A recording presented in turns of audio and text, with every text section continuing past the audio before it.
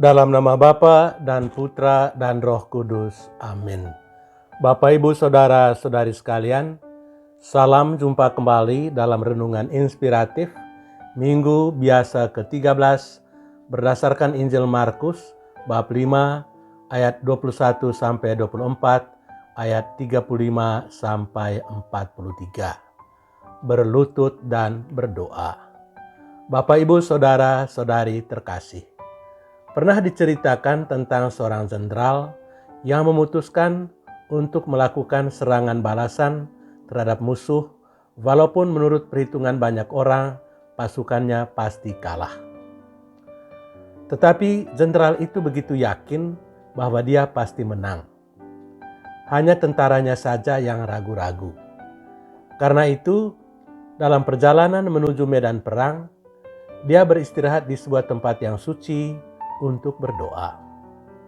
Ketika dia keluar lagi, dia mengumumkan kepada para tentara itu sebagai berikut. Saya akan melemparkan uang logam ini. Jika uang logam itu menunjukkan gambar kepala, maka kita pasti akan menang. Tetapi jika ia menunjukkan ekor, maka kita akan kalah. Sekarang nasib kita akan tergambar pada uang logam ini. Kemudian dia melemparkan uang logam itu ke atas. Ternyata uang logam itu menunjukkan gambar kepala. Melihat itu, para tentara menjadi sangat yakin bahwa mereka pasti akan menang. Dan memang benar. Setelah beberapa hari pertempuran, musuh menyerah kalah.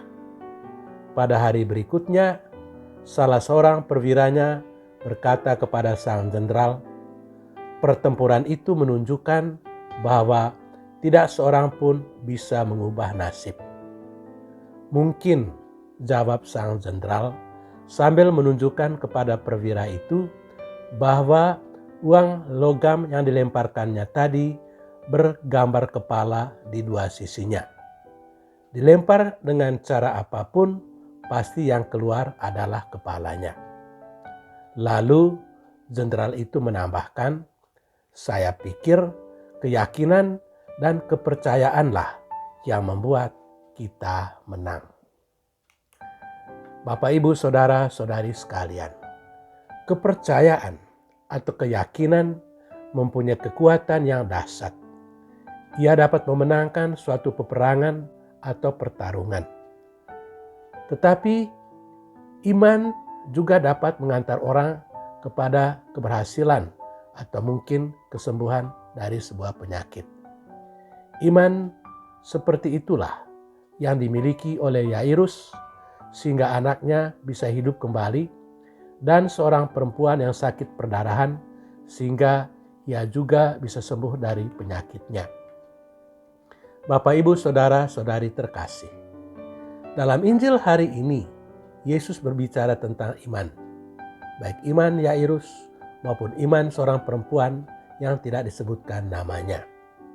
Yairus adalah seorang yang terhormat, yakni kepala rumah ibadat. Tetapi dia sangat susah karena anak perempuannya sakit dan hampir mati. Oleh sebab itu, dengan tanpa merasa malu sedikit pun, sekalipun kedudukannya yang sangat tinggi, dan di depan orang banyak, dia berlutut di depan Yesus dan memohon kesembuhan bagi anaknya. Melihat sikap Yairus itu, Yesus langsung memutuskan untuk berangkat ke rumah Yairus bersama kerumunan begitu banyak orang. Setiba di rumah Yairus, Yesus melihat orang ribut, menangis dan meratap dengan suara nyaring karena ternyata anak itu sudah meninggal. Kemudian Yesus pergi ke tempat anak itu, memegang tangannya, dan dengan satu kata saja, Talita kum, dia membangkitkan anak yang sudah meninggal itu. Lain lagi dengan perempuan yang sudah 12 tahun menderita perdarahan yang ikut dalam kerumunan Yesus. Dia sudah lama menderita lahir dan batin. Dia sudah mendengar banyak tentang Yesus. Tetapi bagaimana dia bisa berjumpa dengan Yesus karena kondisinya sangat lemah. Namun dia tidak kehilangan akal. Dia berpikir dalam hatinya, asalkan saja ku jamah jubahnya, niscaya pasti saya akan sembuh. Dan itulah yang terjadi. Setelah menyentuh ujung jubah Yesus, perdarahannya tiba-tiba berhenti dan dia menjadi sembuh. Bapak, Ibu, saudara-saudari terkasih, percaya pertama-tama berarti berlutut di hadapan Yesus dan menyerahkan diri kepadanya. Mungkin kita tidak selalu mendapatkan seperti apa yang didapatkan oleh Yairus atau perempuan yang menderita perdarahan, seperti yang diceritakan dalam Injil hari ini. Tetapi kalau kita percaya dan menyerahkan diri kepada Allah, maka Tuhan akan mengerjakan hal-hal yang membuat kita terperanjat. Mungkin kita tidak mendapatkan mukjizat seperti yang kita harapkan, tetapi paling kurang kita bisa memberikan makna kepada peristiwa tersebut dan bisa menerimanya sehingga hidup bisa terus dilanjutkan. Persoalannya adalah seberapa sering kita berlutut dan berdoa serta menyerahkan hidup kita kepada Tuhan. Ketika kita berkuasa atau hidup kita berkecukupan atau sehat, kita cenderung percaya pada kekuasaan atau harta sebagai penjamin kehidupan dan melupakan Allah sebagai penjamin kehidupan yang utama.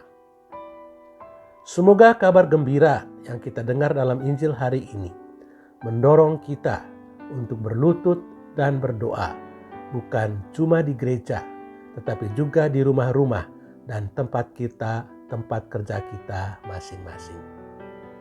Tuhan memberkati kita. Amin. Dalam nama Bapa dan Putra dan Roh Kudus. Amin.